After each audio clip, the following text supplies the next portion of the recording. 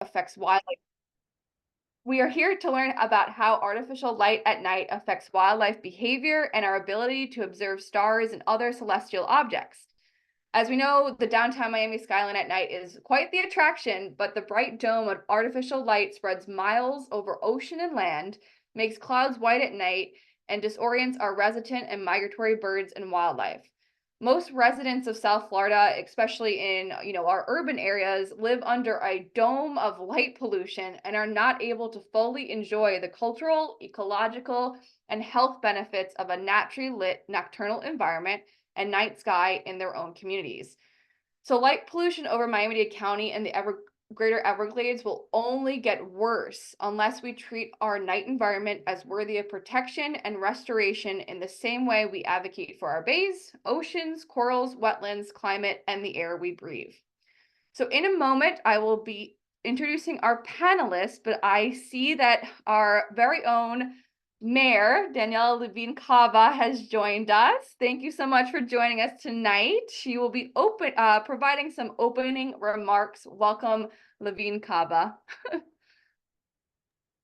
Thank you very, very much, and for hosting the kickoff event for this important week, a week in which we learn about the perils of too much artificial light. And I can tell you the day that I got religion, I was out canoeing in the Everglades, far away from downtown Miami, and coming in after dark, it was magical. And when we came out from the mangroves and were able to see a longer vista day, and again, it was just an enchanting evening with a full moon.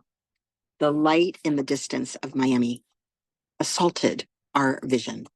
And it just raised the question for me, why?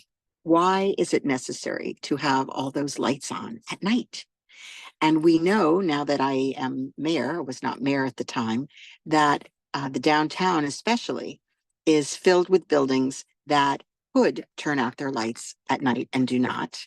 The private sector could, and we know because we've asked them to cooperate with us this week on turning out the lights, and many are cooperating. But we've also asked them to light up for special occasions, whether it's blue or red or whatever is the occasion, they will comply and we're able to make a big show. But for the nature and wildlife, of course, it's a confusion. And I don't know how many of you follow the fact that we're losing our birds, we're losing our species. We are making our environment inhospitable to so much of nature, and nature is a critical part of our lives, of our joy, of our sharing the planet. And so it's very short-sighted. And again, it's something that we can readily control, and also it reduces our carbon footprint. Buildings are the #2 source of energy after vehicles. And so we're wasting a huge amount of energy by having lights on when it's not necessary. So many places, of course, have automatic lights that go off, and many buildings programming, but not all. And you could see it when you're downtown. So, and of course, it's throughout the county. It's not just in the downtown area. So for love of the planet, for love of nature, for reducing the financial burden, for being a good citizen, we ask people, what is motivating each of you personally to be part of this? And so I'm very grateful to everyone who has embraced this. I personally signed the pledge. There's a pledge that's easy to sign, and it simply says that I will agree to reduce my use of artificial lights at night, and well, anytime, certainly at night, and also to learn more about the benefits and the costs of not doing so. So those are my off-the-cuff remarks, if you will. And I'll be, again, I know we have events all week long. I'll be at the Naranja Public Library another evening talking about this.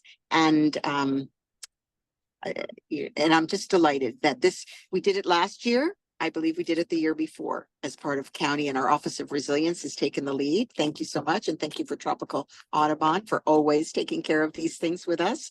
But I feel that we're building momentum and awareness for change thanks to all of your participation. So let's go viral in a non-incandescent or LED way and reduce our impact. Now, if you'll give me just one tiny moment, I actually was given some points to make by my staff, but I didn't get them in time, so I had to freewheel it. But they are always very helpful to make sure that I have something intelligent to say. Give me one tiny moment in case, or you could continue. And if I've missed any points, I will pop back in. I'm on for a little bit. How's that? Can we do it like that? Sounds great. Thank you so much, Madam Mayor. Oh, wait, I just found, You found him? Okay, great. I did just find my point. Okay, let's just see here. All right. Well, first of all, I was supposed to thank you, Lauren, for the introduction. This is 20 years in the making, International Dark Sky Week, so we're a little late to the party. I didn't mention sea turtles. I think people here pretty much know that turtles are attracted to the light, and that's very, very dangerous. And so during turtle hatching season, we're especially careful on the roadways along the coast to not distract them and have them go off the road to their peril. And we have more than 40 county buildings that are participating in dimming the lights. That includes our Dade County Auditorium, the Dennis Moss Cultural Arts Center, Deering Estate. We are holding fun events at Deering, a dark sky kayaking event, a starlight yoga at Vogel Park. The Downtown Development Authority is partnering with us. And just overall, we have a goal to cut our energy consumption 50% by 2030 and net zero by 2050 as our climate action strategy. Oh gosh, light pollution is increasing twice as fast as the global population rate. That's really bad.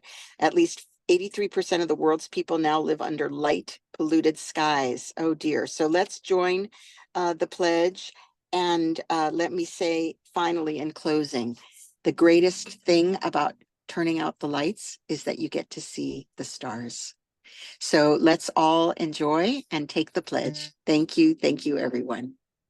Thank you so much, Madam Mayor. We're really grateful to have you as an advocate to how we could, work together to protect the health and wonder of the nighttime world in Miami-Dade County and, beyond. And as Mayor Levine Cava has stated, we'll be sharing the events page. You could track all different events that are happening, and you could also locate the pledge there. So I'll be posting that link in the chat in a moment.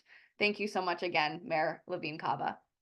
Okay, so now to introduce our panelists. So tonight I am joined by Richard Joyce, who is an endangered species conservation biologist with Xerces Society for Invertebrate Conservation, which is a science-based nonprofit organization. His work aims to protect fireflies through research, community science, outreach, and collaboration with diverse partners.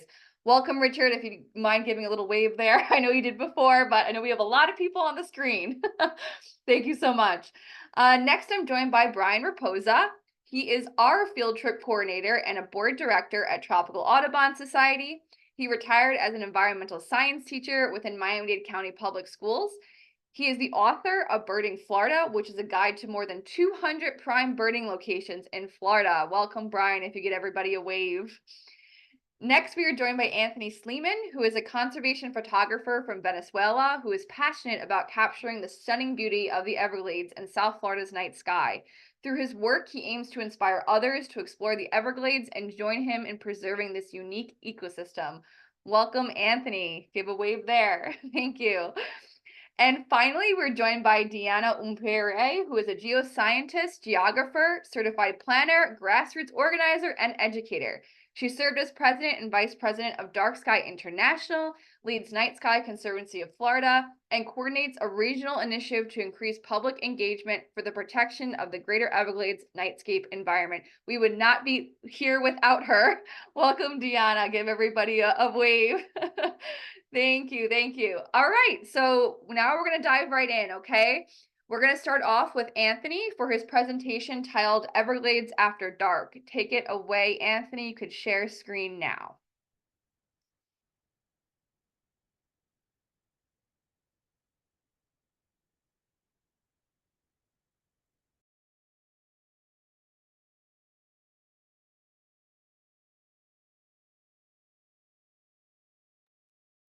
Okay, it didn't want to mute. Okay, can you see my presentation now? Yes. Okay. Hi, everyone. My name is Anthony. I'm a night photographer who has specialized in photographing the Everglades at night for the last 5 years. I've been lucky enough to have been able to explore many areas of the Everglades under the stars. I have gotten bitten by hundreds of mosquitoes. Sometimes I get so many mosquito bites that I get home and people think I'm sick with something. I have been able to hike and kayak several miles of the Everglades, and I've been able to experience the magic of this place firsthand. Many people, when you say the words Everglades at night, they think about a dangerous place, a place that they should avoid, and then most of the time they leave right at sunset. Once we have those beautiful colors disappear, people disappear from the Everglades too.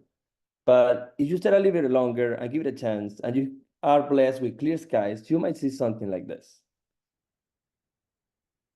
The Milky Way galaxy shines very brightly from every corner of the Everglades. And it's crazy to think that you can see all of these stars just 1 hour away from Miami. So if you think about it, it takes you more time to leave the rush hour from Miami Beach than going out and stargazing the Everglades. So in this journey that I'm going to take you we're going to go to my favorite place in the world, the Everglades National Park. This has been my playground for the last 5 years. And as you can see in the photo, you don't need to go deep into the Everglades to see the stars. This photo was taken right next to the sign, next to the visitor center. So if you want to go and see some stars, just drive down by the park at the visitor center, open your windows and look up, and you will see millions of stars. So this journey, we're going to start during sunset because we're going to see the last light of the day. And when the Everglades is bathed by this beautiful warm light from the sun, the clouds are exploding with colors, and the birds come to roost in the Everglades just to sleep as the sun sets. When after time passes, we see how everything is turning a little bit colder, a little bit calmer until we reach the blue hour. The blue hour is one of the most magical hours of the day because you still have some colors of the sunset, but you start seeing the first stars of the night. And then you see how the Everglades wake up again, because all the nocturnal creatures start waking up. So you start hearing the owls, the frogs, and all of this wildlife that are active at night. So not every night in the Everglades looks the same. Some nights look like this when you are waist deep in the water just to get a picture. Other nights look like this, they're calm, and we get really clear skies. Other nights, you have your company, which are the gators around the Everglades. They go with you and they stargaze with you. And other nights, you need to dance away the mosquitoes because they love to see people at night. So if one of the most common questions I get is, where do I go to see stars in the Everglades? And honestly, you don't need to go that far. This photo right here was taken in the Anhinga Trail, next to the Royal Palm Building. It's around 10 minutes away from the visitor center. You can just park your car and look up. You don't have to go that deep. And if you want to go on an adventure, you can walk the trail a little bit and see some of the wildlife that are active during the night. If you want a more intimate experience, you can go to Lone Pine Key, where you can see the Milky Way galaxy rising over the lake, and you are hidden inside of this dome of trees. So something I do with my wife, that we bring a blanket and we have sandwiches and we sit there and we stargaze the whole night. And it's such a beautiful experience. And if you want to go on an adventure, you can take the trail, go out and hike a little bit, and you will get away from the light pollution and have a better view of the Milky Way. And if you don't want to take any trails, you can just park down by the main road where you can see the Milky Way galaxy from your window. You don't even have to get out of your car. And anytime you go into the Everglades and you stay a little bit longer during the night, just look up and you might catch a glimpse of the Milky Way. And if you really want to go on an adventure, I would recommend you go to the Shark Valley Tower at night. Here's where you're going to experience the real Everglades at night. Because as you go on that road, you will see all of the nocturnal creatures and how active they are at night. You will see the alligators, the frogs. You will even see the crocodiles that are living now by the Shark Valley Tower, which is something crazy because we had never seen that before. And you might even hear the scream of a great blue heron at 3 a.m. in the morning that is going to scare you for life. But if you're brave enough to overcome that, you will get to this tower and you're going to go up there and you will see this 360 view of the Everglades under the stars from one of the highest points of the Everglades. Now, one thing that I would recommend you is check your weather apps. I know the weather in Miami is kind of crazy. Sometimes you can see it's clear, but then you get a summer storm. But sometimes if you play with it, you can go into the Everglades and see something like this, where you have the night sky fighting the summer storms. So you can see in the photo, you have this massive summer storm on the right, and the Milky Way galaxy on the left. And it's something so unique that you can only experience it in the Everglades. Again, if you don't want to go to any trail, you just want to have a nice and calm night, just drive down to Mahogany Hammock, and you can see how the Milky Way rises from there. And you don't even have to get out of your car to get views like this. Now, the Everglades is also home to many interesting subjects, and many of them, when we see them during the day, they don't look that interesting, like the solution holes. Many people see them. I bring many people into the park, and they're like, oh, that's just a big hole on the ground. But when you go at night, it becomes more interesting. So it gives you a new perspective. You see the stars reflecting on the water. You see the Milky Way galaxy on top and become more of like a magical scenery. Now we have the sea tree. This famous sea tree is one of my favorite subjects to photograph at night. People say that Native Americans used to bend these trees to find their way in the Everglades. And to me, when I look at this picture, I see the tree pointing out to the Milky Way. So it makes you think if there's a connection between those two. So the night allows you to be a little more creative and imagine things and see things that you have never seen before. And if you really want to see the Milky Way and you're up for a drive, go to Flamingo, where you can see the Milky Way rising off the Florida Bay. One of the most beautiful sides of the Milky Way is going to be there in Flamingo. And if you really are up for an adventure, I would recommend you grab a kayak or a canoe and paddle to one of the little keys in the Everglades, because you will see the last dark skies in Florida from there. You are super far away from light pollution, and the route there, you will see sharks, you will see crocodiles, you will see so much wildlife.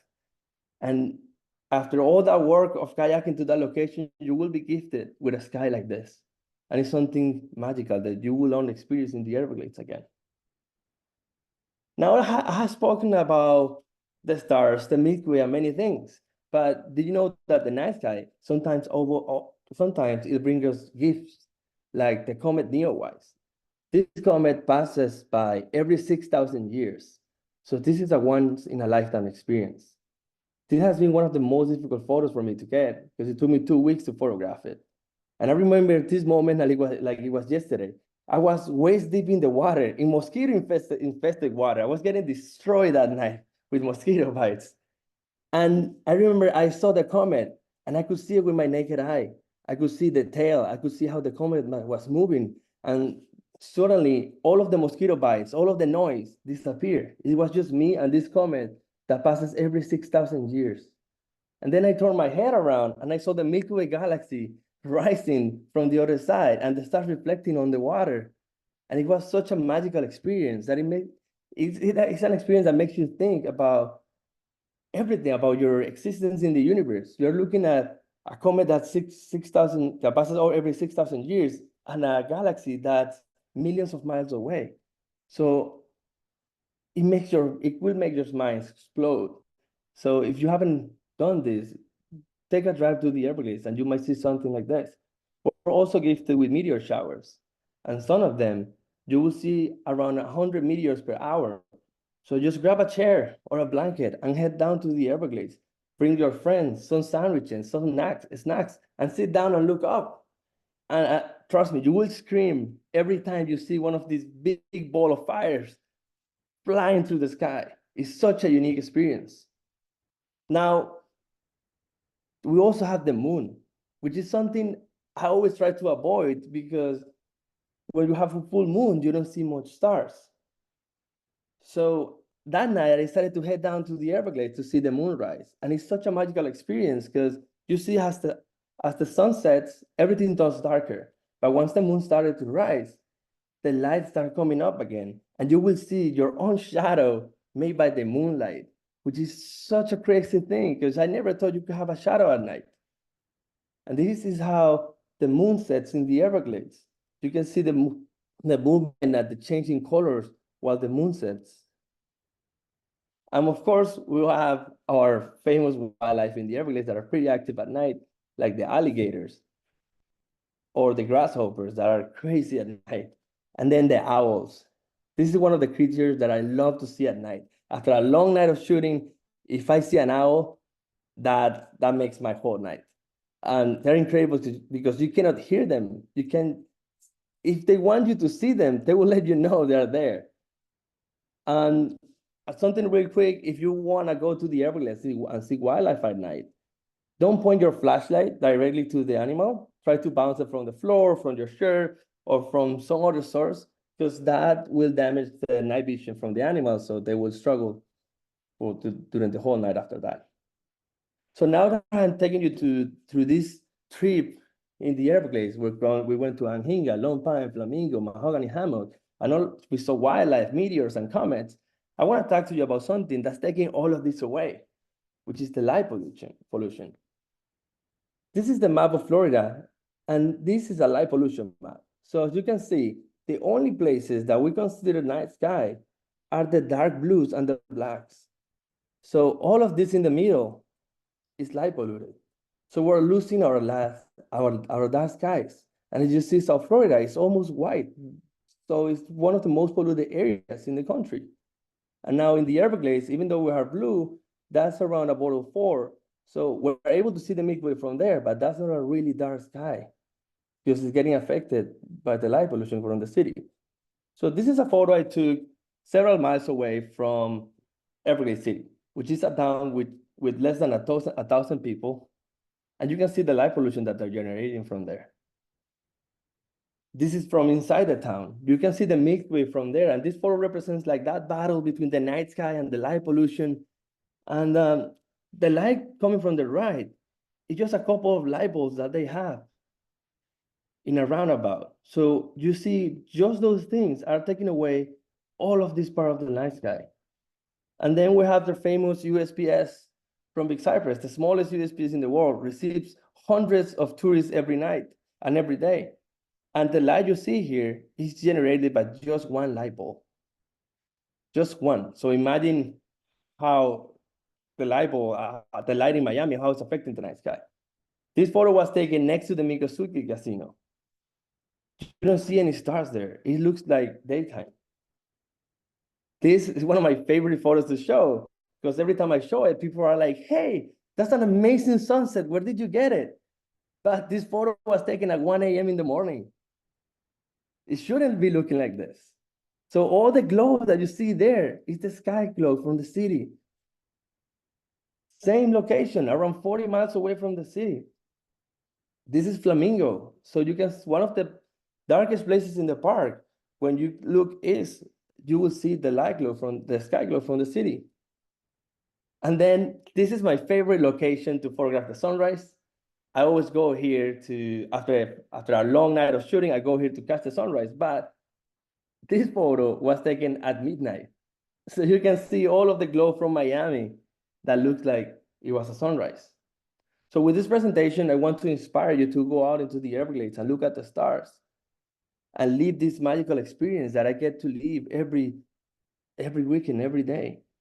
And I want to inspire you to protect these night skies because the real Florida looks like this, untouched, untamed, and beautiful. This is how it should look like.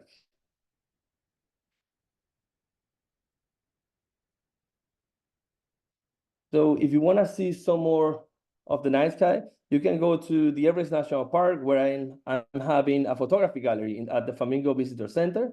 It opened 2 days, and it's going to be there until June. So you can go there and see some of my favorite photos of the Everglades at night. Great. Thank you so much, Anthony. So I'm sure you all are keeping track of the chat, but I posted where you could go to these different trails that Anthony referenced in areas of Everglades National Park. And definitely go, see his artwork and his photography. I know when Anthony first showed me this presentation, I was just unbelievable, the artificial light pollution that you're seeing. So thank you, Anthony. I think it really creates awareness about the issue. All right, so now we are going to, pass it off to Brian Raposa for his presentation titled Lights Out Miami. So take it away, Brian. You could share screen now.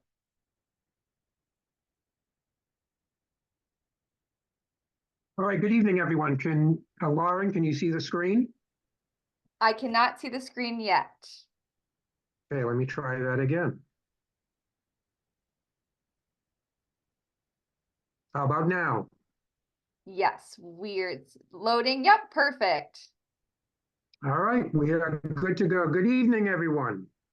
So we're going to be leaving the Everglades now and coming back to Miami because I've been asked to talk to you tonight about how the light pollution from cities negatively impacts wildlife. In particular, in my presentation, I'm going to talk about how light pollution negatively impacts migrating birds, especially migrating songbirds. I'm also going to talk to you about how you can help us to address this problem. So first, how does light pollution affect migrating birds? Well, every spring and fall, millions of songbirds fly over Miami as they migrate between their nesting habitat to the north and their wintering habitat to the south. These colorful songbirds include orioles, warblers, tanagers, buntings, grosbeaks, and many, many others. The routes that these birds use to make their long and dangerous journeys are known as flyways. If you look at this map, you can see that any birds using the Atlantic flyway, and to a lesser extent, the Mississippi flyway, they're going to likely be passing directly over Miami. Now, April, which started yesterday, is the peak of spring migration in South Florida. So thousands of songbirds may be migrating over us tonight and in the nights to come. So just in case you didn't realize this, the majority of songbirds migrate at night. They do so to take advantage of cooler temperatures and calmer air, as well as to avoid predators such as hawks. These songbirds use a variety of navigational aids, including the stars, to keep them on course. But when songbirds fly at night over brightly lit cities like Miami, they're unable to use the stars as a navigational aid because they can't see the stars. The light, as Anthony's presentation showed, the stars disappear in brightly lit cities. Those bright lights may even disorient the birds and cause them, unfortunately, to collide with buildings. There have even been mass casualty events that have been documented in many cities, most recently in Chicago. You may have heard about an incident in Chicago last fall where over 1,000 birds were killed in a single night after colliding with a single brightly lit building. And this photo shows you what a mass casualty event looks like. There could be hundreds or even thousands of birds that are killed in a single night. And over the course of every year, hundreds of millions of birds are killed every year in the United States. Some scientists think it may be over 1 billion birds every year. Now, we know that that's occurring in a lot of big cities in the United States, but it's still unclear here in Miami how many birds are being killed each year. We know from the data that's submitted to an online database called dBird, as well as from data that's been shared with us by Pelican Harbor Seabird Station, that bird collisions regularly occur here. So these two photos show birds that were bird collision victims. Ovenbirds and northern parulas are both types of warblers, and warblers seem to be disproportionately victims of bird collisions. So we know that bird collisions are occurring, but there's never actually been a mass casualty event here in Miami that's been documented. There may have been a mass casualty incident that's happened in Miami, but no one has ever documented. No one has ever gone out and found lots and lots of birds that were killed overnight by a single building or just a few buildings.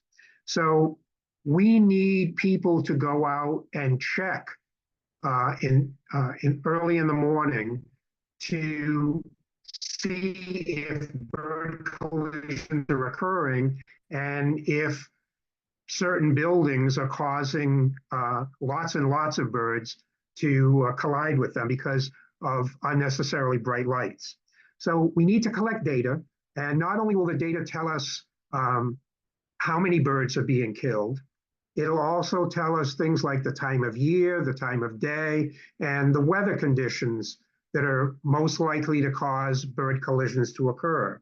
They'll also tell us what types of building lights or windows are most likely to result in collisions, or which specific birds are most likely to collide with those buildings.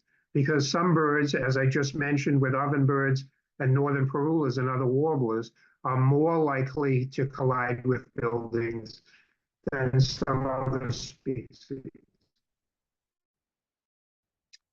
So to address this issue of bird collisions, Tropical Audubon Society in 2021 joined National Audubon's Lights Out initiative, which was created to raise awareness of the dangers that urban lights pose for migrating birds. And these Lights Out programs are now currently operating in 48 different cities in the United States. In 2020, the year before we joined the Lights Out program, Audubon launched a partnership with the International Dark Sky Association, or IDA, which is now known as Dark Sky International. And that organization is the organization that has created International Dark Sky Week that we're celebrating tonight and all this week. This partnership between Audubon and IDA combined Audubon's bird migration knowledge with IDA's technical expertise, so both organizations could join forces to develop light pollution solutions. One of IDA's initiatives is to reduce light pollution from streetlights, like you can see here, by encouraging that streetlights be down-shielded, so light is directed towards the ground, which is a change that benefits not only birds and other wildlife, including sea turtles that are very negatively impacted by light that's shining directly up. Okay, so what are the goals of our Lights Out program? We have three goals. Goal number one is to implement a bird collision monitoring program. So I'll talk to you tonight about that. Goal number two is to encourage building managers and homeowners to turn off unnecessary lights during migration. And goal number three is to advocate for the use of products like window applications that reduce collisions. So let's talk about each of those goals in turn, and then how you can help us to meet all of those goals. So in the fall of 2021, Tropical Audubon Society launched a bird collision monitoring program in Miami-Dade. The monitoring takes place every spring, in spring from March 15th to May 15th, and then again in the fall from August 15th to November 15th. Monitoring is most needed in areas with buildings such as the building that you see on the screen now, buildings that have large reflective windows. These buildings can be found downtown, on Brickell Avenue, and in lots of other dense urban areas of the city, Coral Gables, Aventura, Miami Beach, lots of places where there are buildings that may be causing problems. Now, monitors need to get up early to find bird collision victims because remember that the birds are migrating at night, so any collisions are likely to occur during the later parts of nighttime, just before sunrise. So the monitoring should take place as early in the morning as possible. Anytime someone finds a bird carcass, a bird collision victim, they should photograph the bird using a smartphone camera. We're not asking people to actually collect the carcasses. Some lights out programs do that, but we just want people to take a photograph of the bird. And then if an injured bird is found, they should be photographed. The bird should be photographed and then immediately reported to a local wildlife rehab center, such as Pelican Harbor Seabird Station or Wildlife Refuge of Dade County.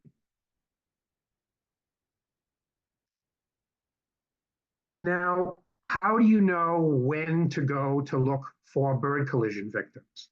Well, you want to know when are the days that bird migration tends to be the heaviest. So local weather conditions such as rain or a change in wind direction often determine the intensity of migrant bird movement.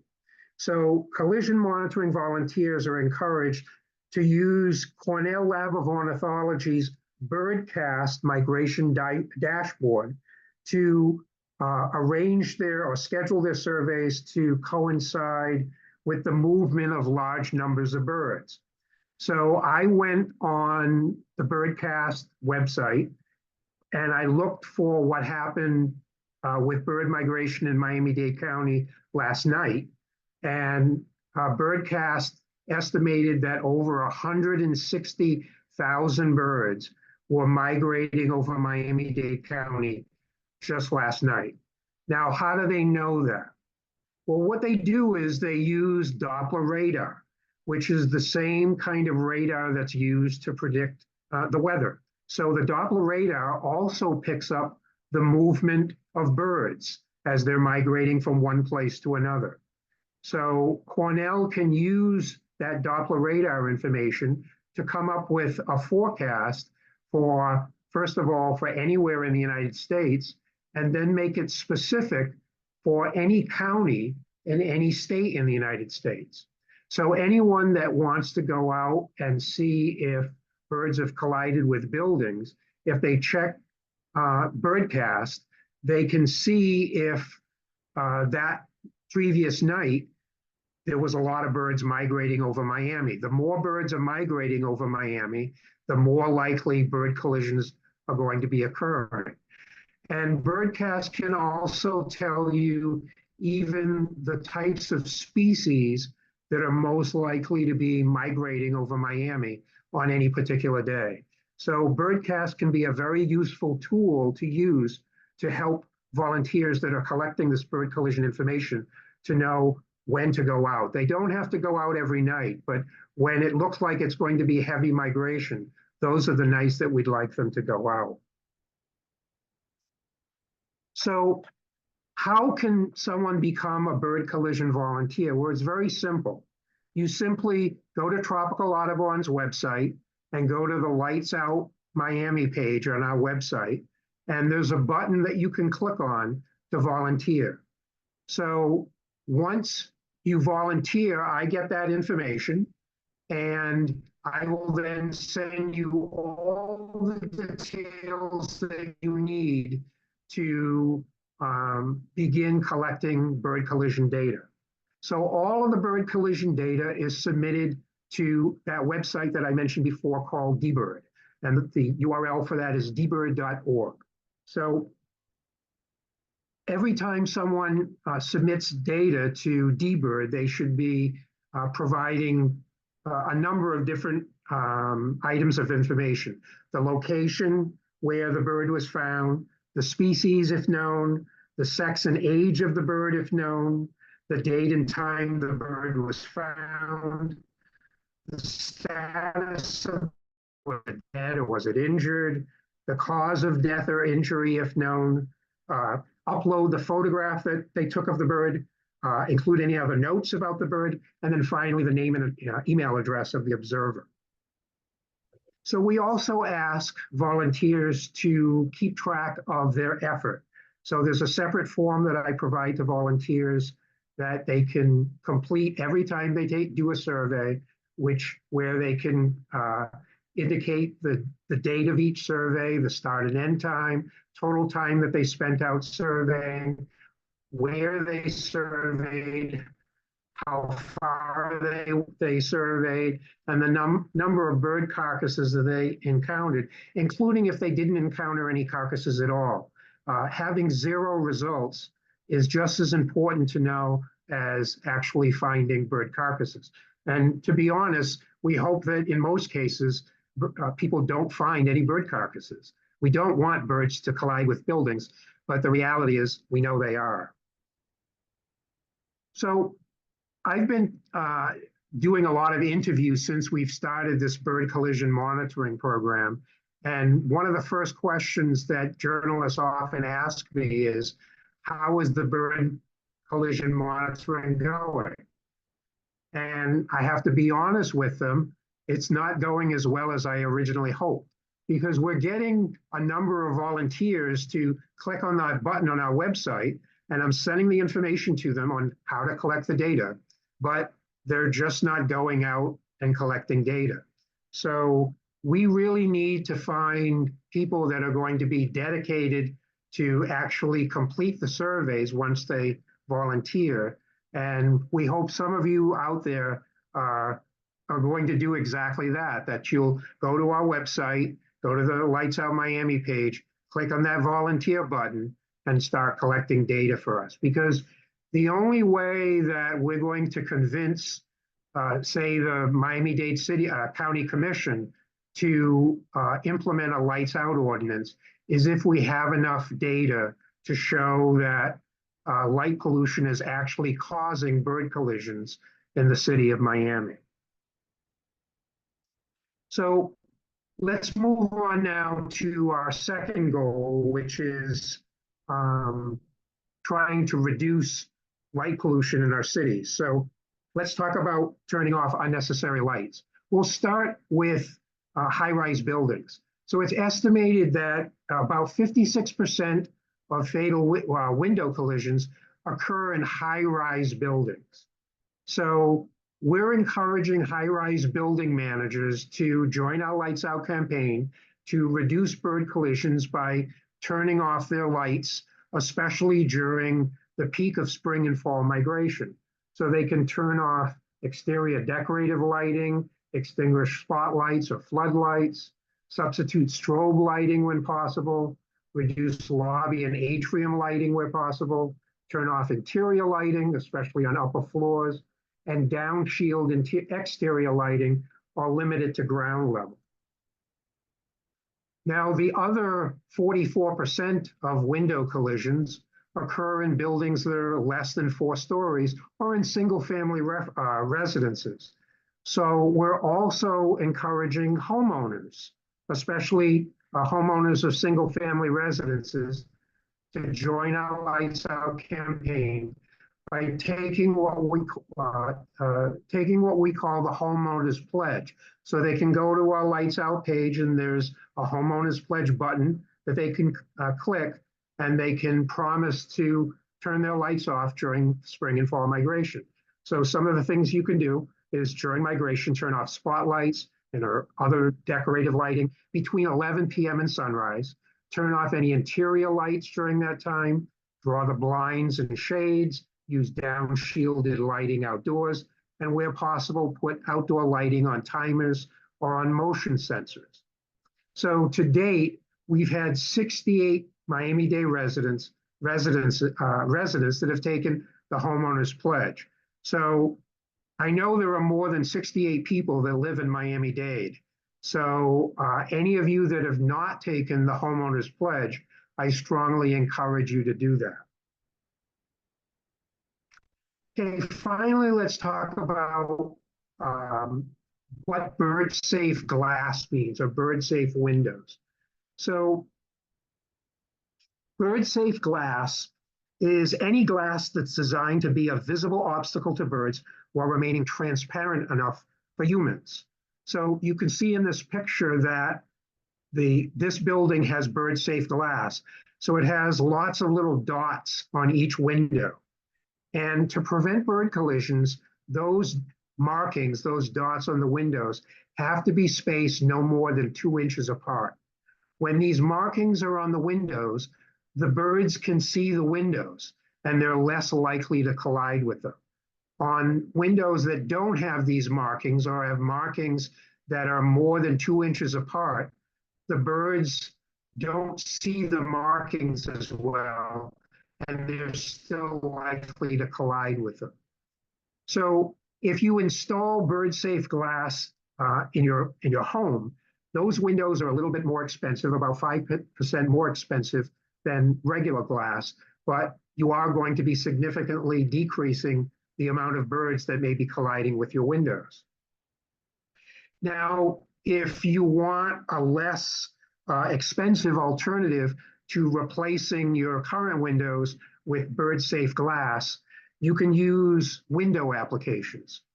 So, for example, Feather Friendly is a company that makes window applications that have been shown to be very highly effective in preventing window collisions and are approved by both the National Audubon Society and the American Bird Conservancy.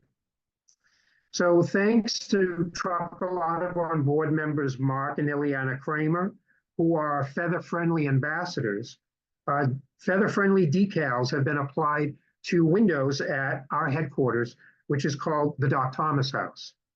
It's an historic building, and we're going to be having a historic tour of the Doc Thomas House this Saturday. So if you attend our Doc Thomas tour this Saturday, or any first Saturday of the month, be sure to ask about the windows that Mark and Ileana have covered with these feather-friendly windows, so you can learn more about how you can apply these window applications to your own windows and help to decrease the likelihood of birds colliding with those windows.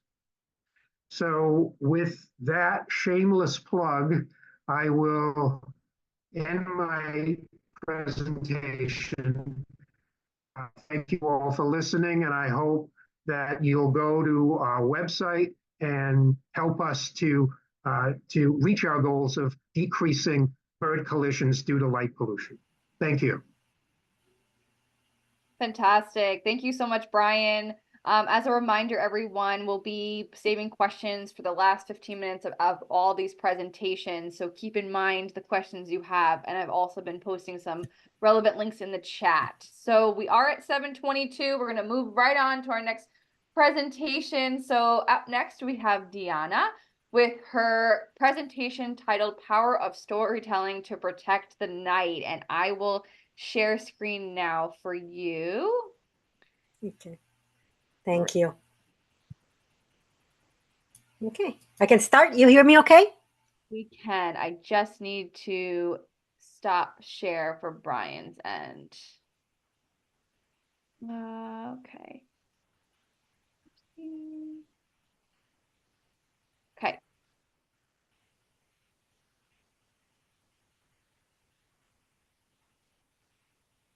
All right, can everyone see my screen?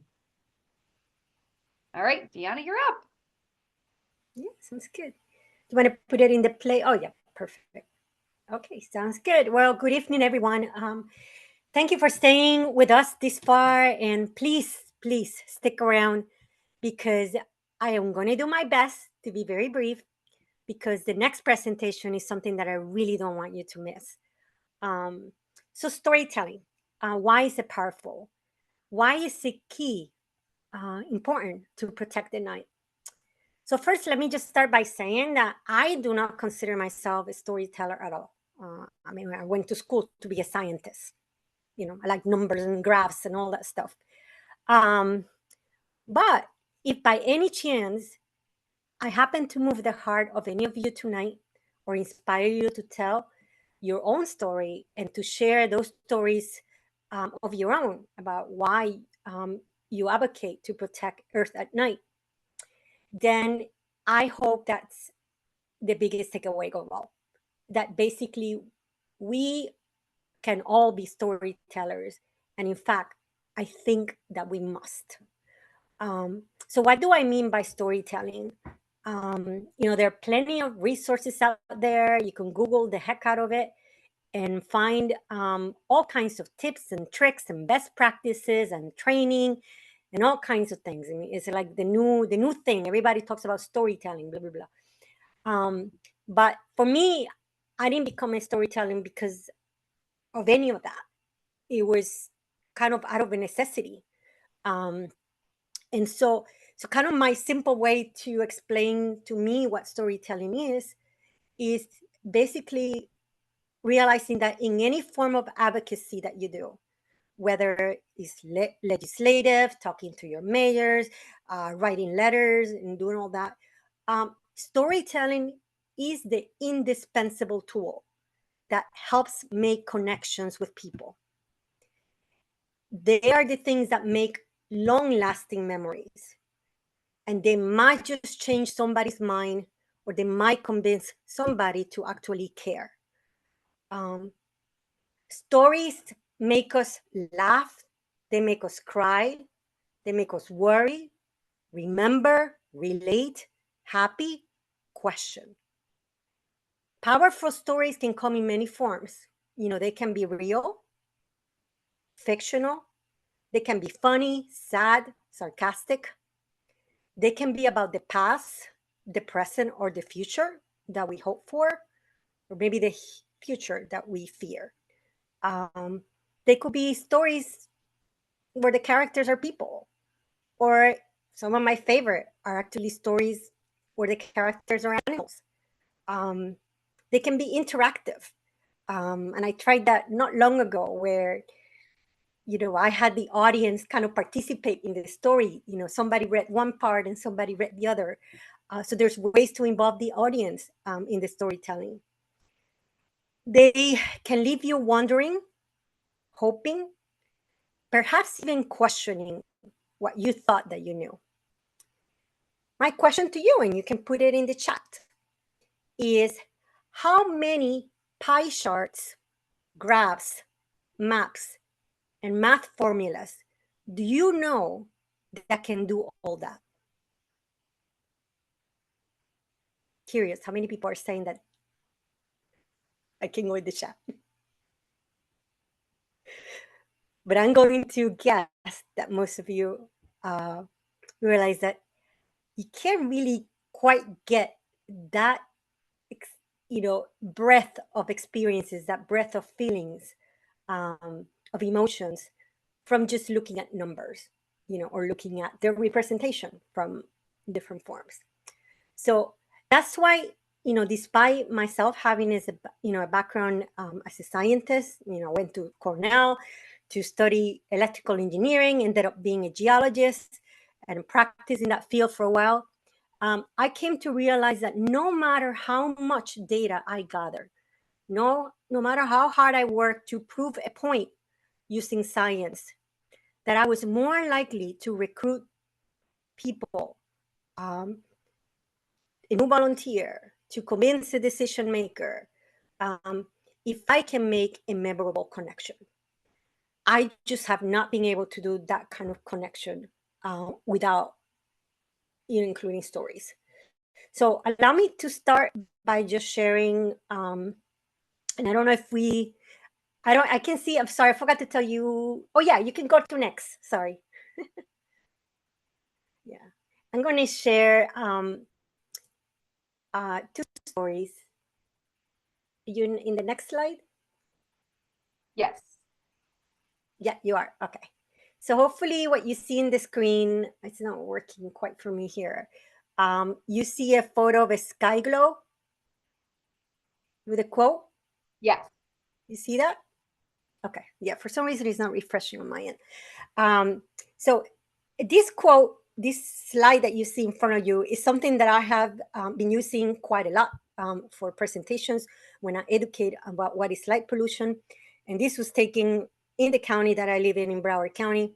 And there's a quote that I had come across that I always found interesting. And it says, light pollution wastes billions of dollars annually to illuminate the bellies of birds and low flying aircraft.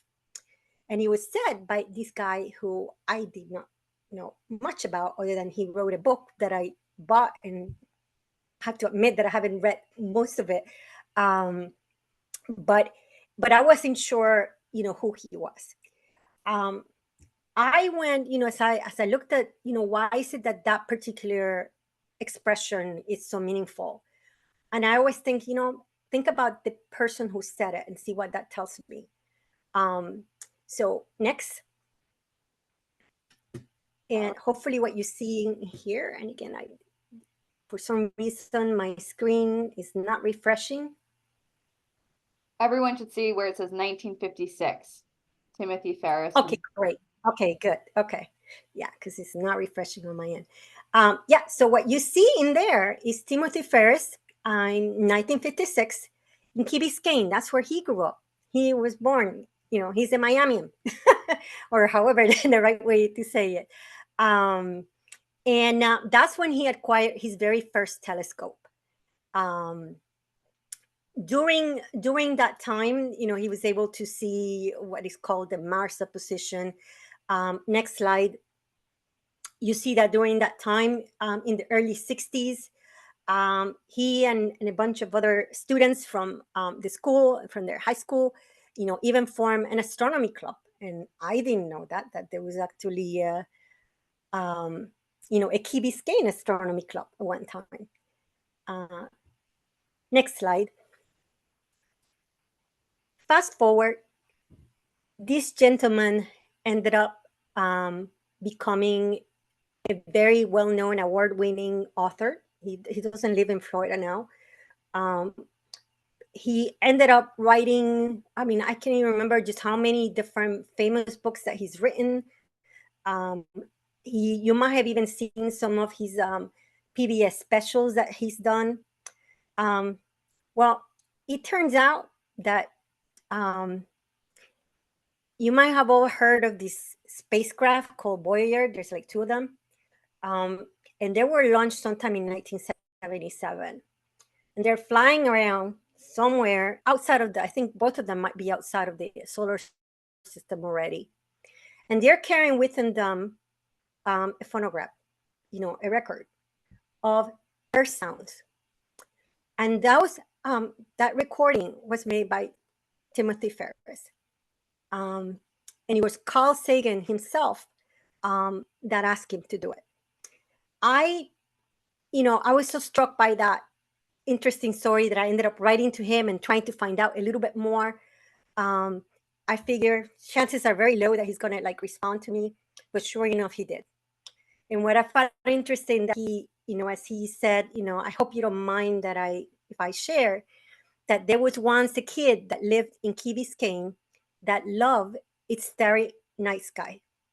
And today there are 2 golden records traveling outside of our solar system that this kid produced for other life one day somewhere to hear the sounds of Earth. He responded back. I'm not going to read the whole thing that he said, but he ended up writing like 2 days later, and I thought, he probably think this crazy lady. He ended up expanding on the story. And he told me, another part of the equation, he says that growing up, he loved music. His mom would play Mozart and Chopin in their piano. He would hear a mockingbird outside and basically kind of mimic those sounds. And one day his father came with a guitar and he decided to learn to play it, and he did. And anyways, fast forward around that time, he also got his first telescope. So there was this really big, funny mix of he loving music and loving astronomy. And he says that it was, he said, so when around 1976, when Carl Sagan and him were in his apartment in somewhere in Manhattan, and Carl asked him to do the record. And this is what he said in the email. the rivers of music and astronomy converge, and we rode their currents to the sea. And I was so touched, right? But that I made that connection with this person I never met, and I thought I would never meet. And he grew up here in Key Biscayne. Next slide. And hopefully you see now, this is kind of screenshots of a story of a young lady. She was 16 years old in 1980. I'm going to confess my age. At 1980, I was 14 years old, which means that we were very close in age. And back then, she's like writing to the Miami Herald papers, excessive light is wasteful. It ruins, astronomers. It's inefficient.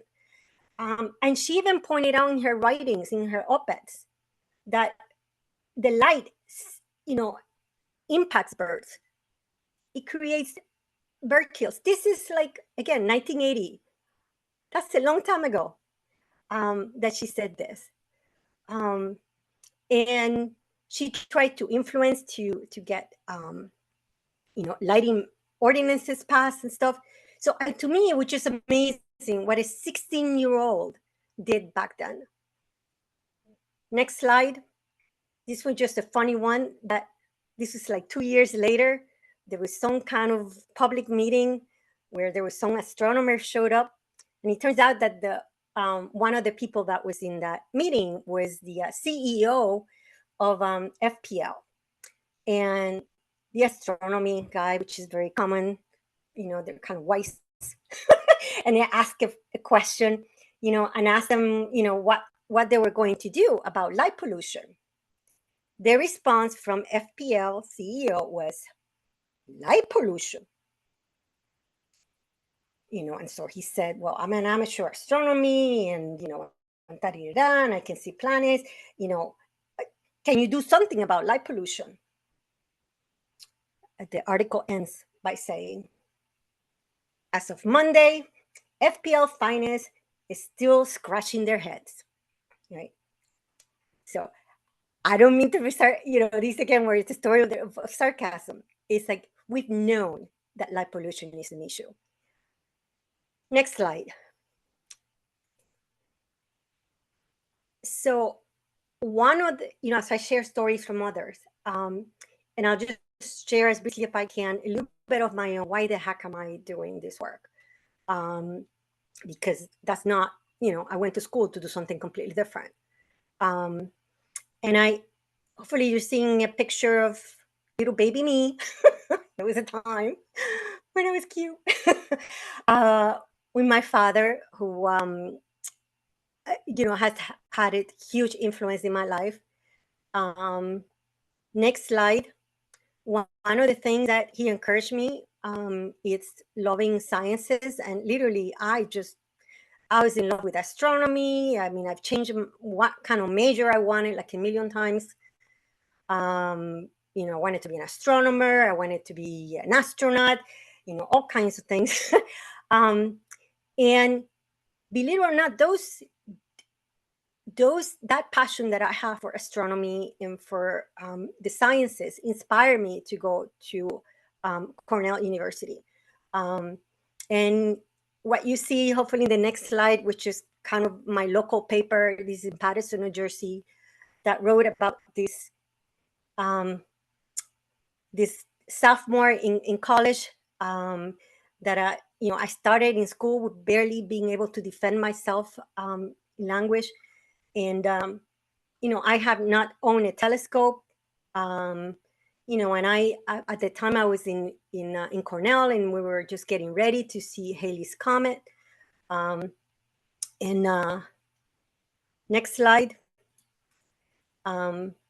There were a few things that happened during those years in Cornell and I'm really grateful. I ended up, I started as an electrical engineer student, thinking that, I would eventually end up in NASA. I did get a chance to get a private tour of the Arecibo Observatory in Puerto Rico. I got to work at one of the NASA research centers in Cleveland, Ohio. Next slide. But it wasn't until 2011 that I finally got my first telescope. And it was my son that gave me that gift for Christmas. And, you know, I so excitedly, I joined the, you know, a local astronomy club here in Broward County. And that's when I learned that there's this thing called light pollution, that it was really hard for me to find places where I could actually use my telescope. Next slide.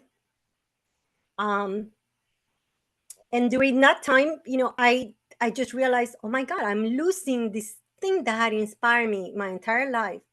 I had been losing it. I had no idea that I was losing it because it was happening so little bit at a time that I lost contact with it.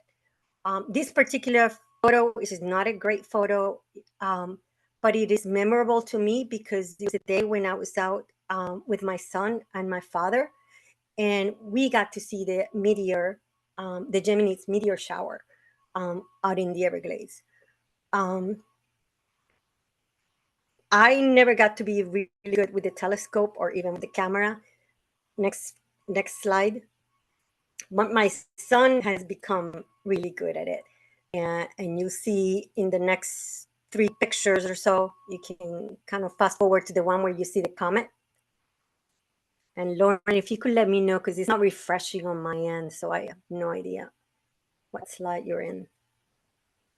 We're at the one with the comment. And just a time Okay, check. we don't. 7:40. Yep. Okay. Okay, good. So what do you see in? I'm sorry, what? So I had to mute someone. Continue. Oh, okay. Okay, sounds good. So what you see in that photo, you see Comet Neowise. This 2020, the you know, that summer of 2020, that was pretty painful for lots of different reasons, the COVID and all other kinds of things. And those little green flashes that you see in there, those are fireflies. And that's why I kind of want to rush through the rest, because I want you to hear that about so much more wonder that there is in the Everglades besides just the ability to see stars. Next slide. So, you know, once I found out that there was this issue of light pollution, I became very active. Here you see one of the many things that me and my son would go around to educate people. One of them happens to be somebody in the photo that that today it's Assistant Secretary of something. I can't even say her full title, but she basically heads the you know, the Department Fish and Wildlife Service and the National Park Service. I think she's, you know, and I keep hoping maybe some of the things that I said back then is that she still remembers them.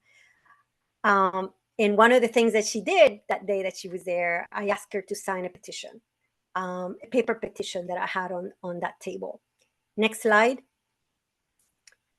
A year later, one of the dreams came true, which was we were able to get Big Cypress National Preserve certified as basically the first NPS unit to earn that designation east of Colorado. And what it also did by getting that designation, we were able, you know, you see here in the next slide, you see photos of talking with one of the commissioners in Collier County, and he was so interested in this whole stuff that, you know, about a year or so later, the year of the designation, they ended up tightening up the whole county. And I should say that, you know, for the county facilities, their own lighting ordinance. And you can go on their website today and you see a whole link for their lighting standards. Next slide. The photo on the right, I kind of hopefully will get near the end. That photo on the right that you see, which is hopefully you see the 2015 an Excellence Award. Yes. Thing. Okay, good. At the time, I was serving on the board of directors of it was called then International Dark Sky Association, and I ended up writing the application for the nomination for this award, and it was basically a national recognition for the Dark Sky Places program.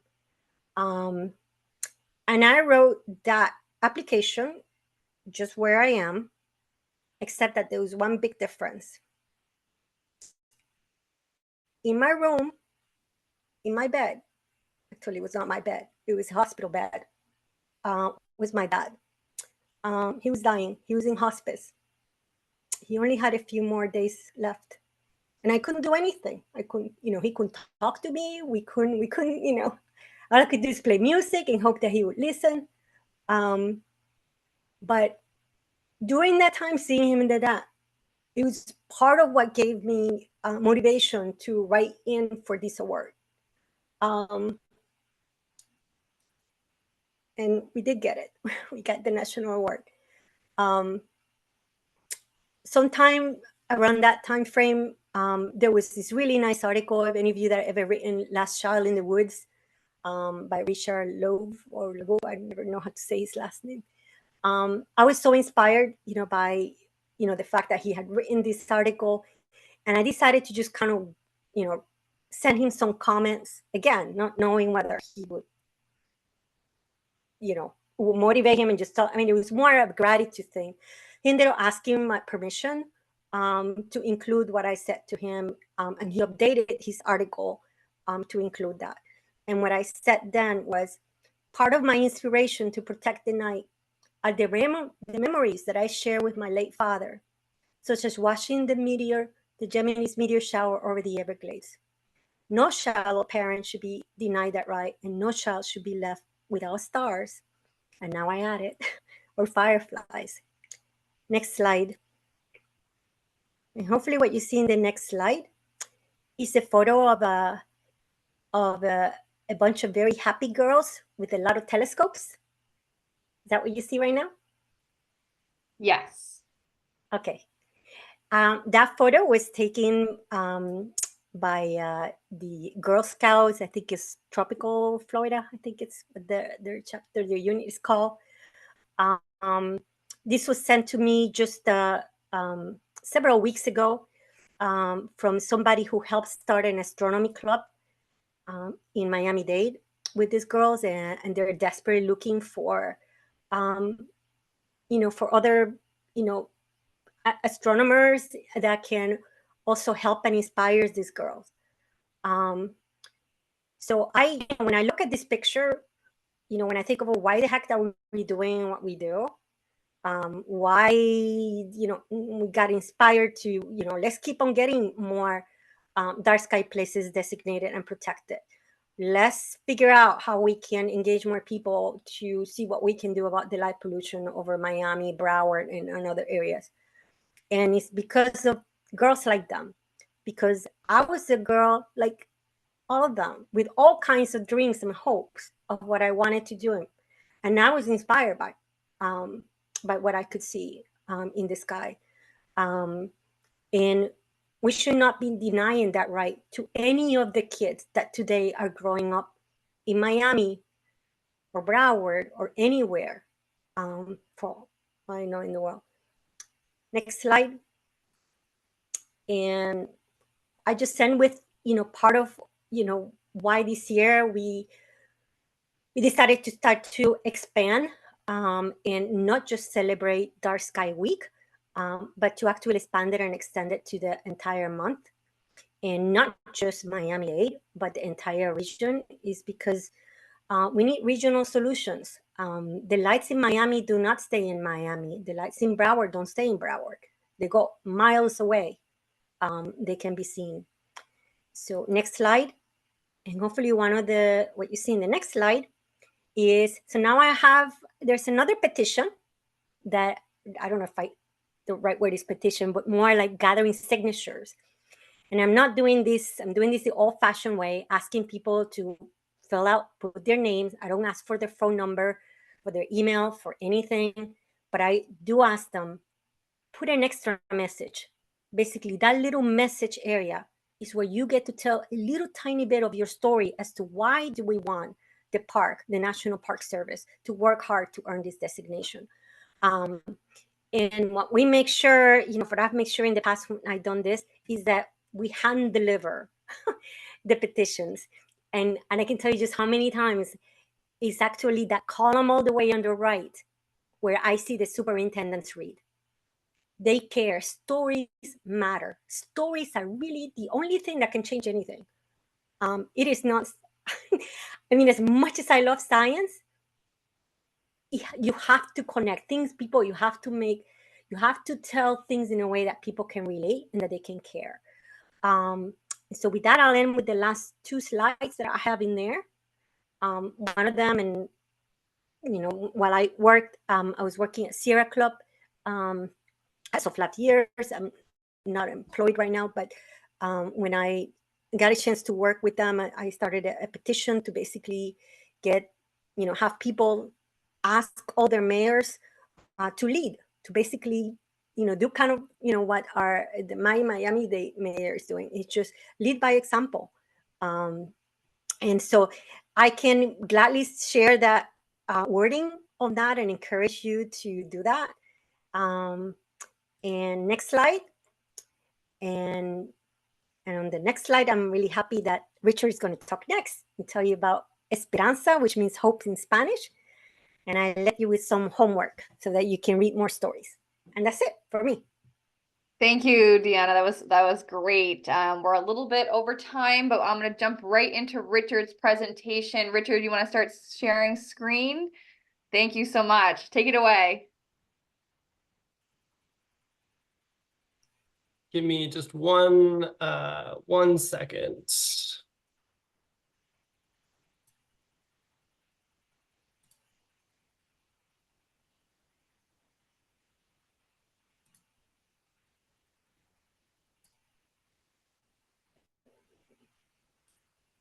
Bear with me.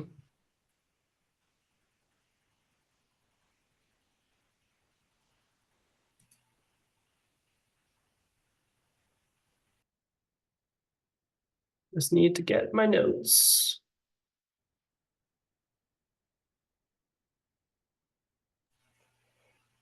And I think this is the funnest part. Let me just say, It's where you get to see that speaker all nervous. I'm sorry. So, hi everyone. What a pleasure it is to be celebrating the night with you all. And thank you to Diana and to Tropical Audubon for making this happen. It's really been a pleasure. My name is Richard Joyce, and I work as a conservation biologist for the Xerces Society for Invertebrate Conservation. And while I'm on this title slide, and since Diana left me with such a nice transition, I'll just tell you a little bit more about this photograph, this firefly that Diana has affectionately nicknamed Esperanza. I took this photo almost exactly a year ago in Broward County at Ann Kolb Nature Center at a place that nobody would imagine that there would be fireflies. And yet there they were, bringing us hope. So I'm gonna try and bring that with us as we talk about fireflies in Florida and what it is they need in terms of dark nights. So I work for the Xerces Society for Invertebrate Conservation. We're a science-based nonprofit that protects nature through the conservation of invertebrates and their habitats. And we have 4 main programs, which focus on endangered species, protection of pollinators in managed landscapes like farms, pesticide reduction, and community engagement. The butterfly pictured here is the Xerces blue butterfly, the first insect known to go extinct in the US due to human causes. It is both our namesake and a reminder of why we do the work we do. If any of you happen to be Xerces members, I just want to say thank you. You're part of an amazing community of members who are making our work possible.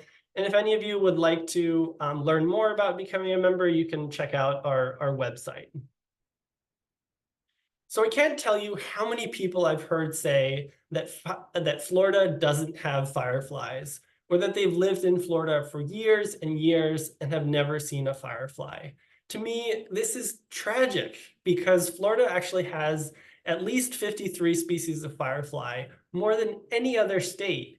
And there are multiple that are unique to Florida. They're found nowhere else in the world. These species are diverse in how they look, where they live, and how they go about their lives. Firefly experts have come up with some poetic names to describe them too. Florida fishhook, Florida single snappy, marsh imp, candle firefly, blue ghost. They sound like superheroes, right? There's even a firefly named after Marjorie Stoneman Douglas, champion of the Everglades. And while they're not strictly speaking fireflies, we can't ignore the cocuyos, also known as headlight click beetles or fire bleep beetles, or if you're in Puerto Rico, cucubanos. Found in Florida and throughout the tropical Americas, these firefly cousins have inspired songs, poems, and books, as well as providing endless entertainment to children lucky enough to watch and catch them. I was one of those kids growing up in Costa Rica who would catch a cocuyo and watch it flip around in my hand. And it was just one of those things that you would hope for a child to experience. So unfortunately, there are at least 5 firefly species in Florida that are at risk of going extinct, that are on the red list of threatened species.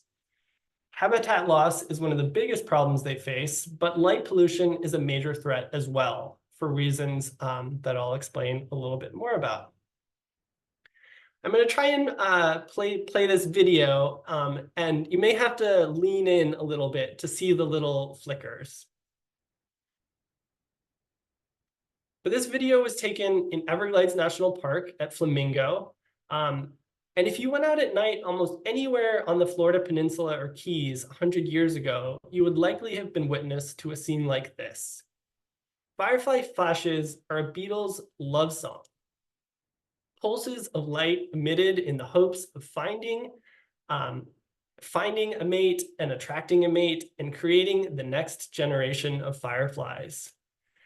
And these wouldn't just be any lightning bugs. They would have a unique firefly adapted to the subtropical environment of salt and tides, the Florida intertidal firefly. So this is the female. You can see the pale lantern or light organ on the underside of her body, which she uses to produce the light, and her big round eyes adapted for communicating with sparks of light in the dark. And this is the male. This photo is actually taken at Bill Baggs State Park on Key Biscayne, believe it or not. He has clear windows over his eyes, and these are clearly creatures that have evolved in a very specific sensory environment of darkness. Baby fireflies are also beacons of light in the night. Here you can see the greenish glow of a Florida intertidal firefly as it crawls around the high tide line, hunting for snails to eat. We often forget that the adult phase of fireflies is just one part of their lives, and they spend a lot more time in this other phase that we just know less about. So today, the habitat for this species has shrunk dramatically as mangroves and marshes were dredged and filled for development, and much of the remaining habitat is caught between seawalls, brightly lit cities, and the rising ocean. The Xerces Society was so concerned about this species that in March 2023, we petitioned the federal government to protect it under the Endangered Species Act. There's a large body of research that tells us that light pollution interferes with the love lives of fireflies. Artificial light makes it harder for fireflies to find each other and to get to know each other. This is especially true for fireflies that display later in the evening, not just at sunset. So you know what it's like being in a restaurant where it's so loud that you can't hear a word that the person across from you is saying, and you just kind of have to smile and look at each other and pretend like you can have a conversation. That's how I imagine the frustration of fireflies in overly lit areas. And for millennia, the brightest source of light at night has been the full moon. But many firefly researchers have noted that during the full moon, firefly activity is reduced. Well, artificial light is often much, much brighter than the full moon, so you can only imagine how this would affect fireflies. Florida has an amazing system of conservation lands, national parks and state and county and city parks, where we've set aside wildlife habitat that can also be visited and enjoyed by people. Sadly, artificial light sources, both inside and outside of those parks, can make them less hospitable to fireflies. So while Florida has serious challenges when it comes to light pollution, there are also some inspiring stories of how we can protect dark skies and dark nights. I experienced this one night a year ago as I was driving back from a firefly survey in Broward County, and my GPS sent me along closer to the beach, and I found, wow, like the light is less harsh. It's a warmer color, and I didn't have all this glare that made it hard to see and drive.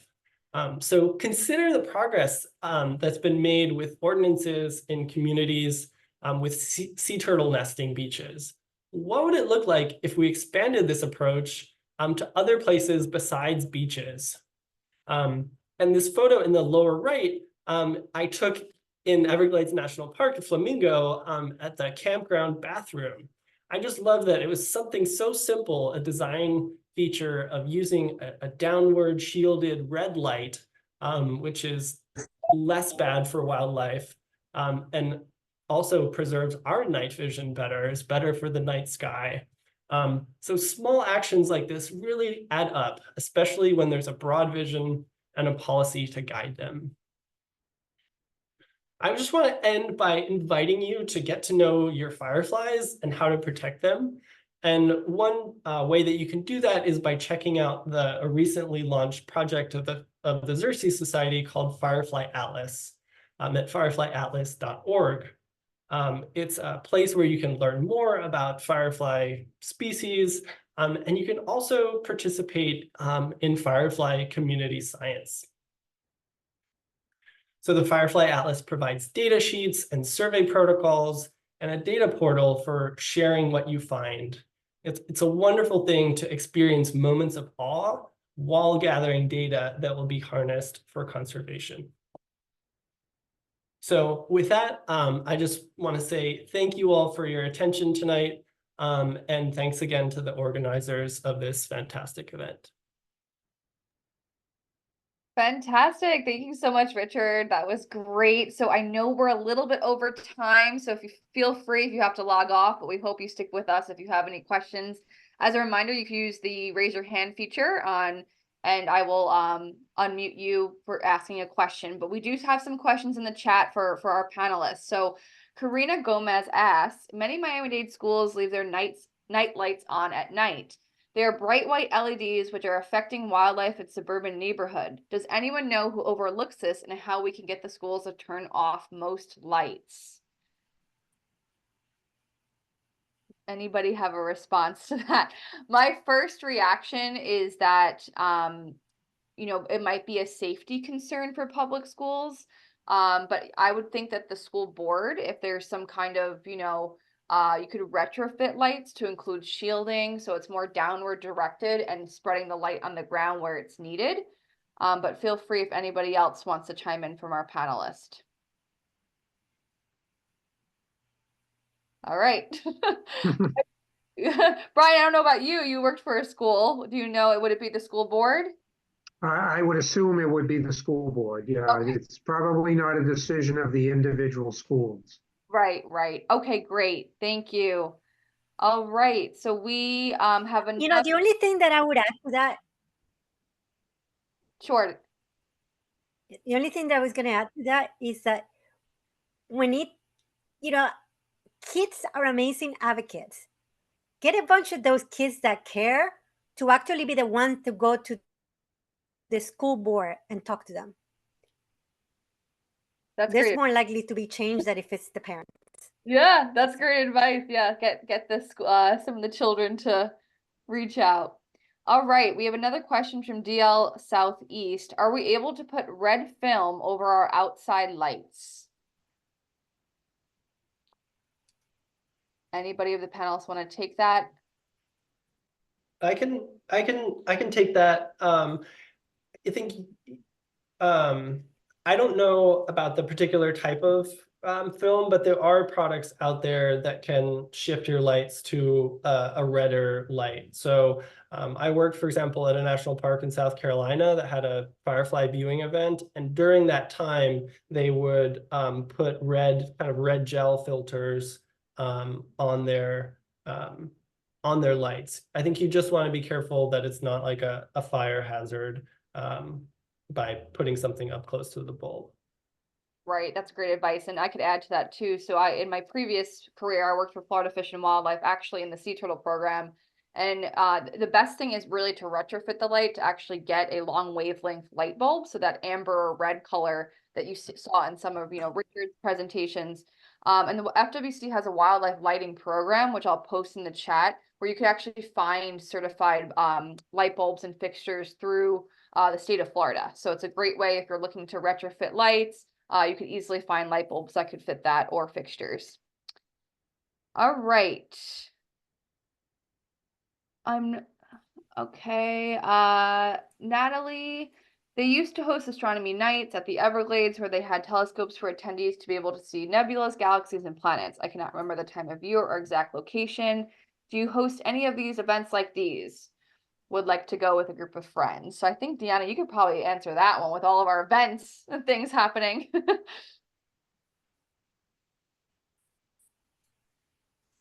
Can you hear me?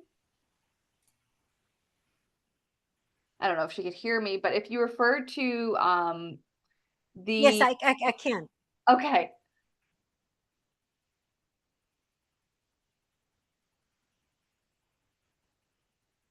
Oh, I don't hear now. Okay, so we just have a question that from Natalie, that they used to host astronomy nights at the Everglades where they had telescopes for attendees. Are they hosting any events like that? It would be great to go with friends to see wildlife and all of that. So would you like to respond? Yeah, so in fact, if you go on and if you want to type in on the thing, because I'm having bad bandwidth, but one of the things I suggest is if you go to whatever, all the W's, dot evergladesdarksky.org, which is kind of like this website that we're to promote Everglades Dark Sky Month. One of the things that is included in there are highlights of what the National Park Service is doing. And in fact, if you go to their own website, to the Everglades National Park website, you're going to see a slew of events that they're putting together. I also do know that there are several local astronomy clubs that are also putting their own programming.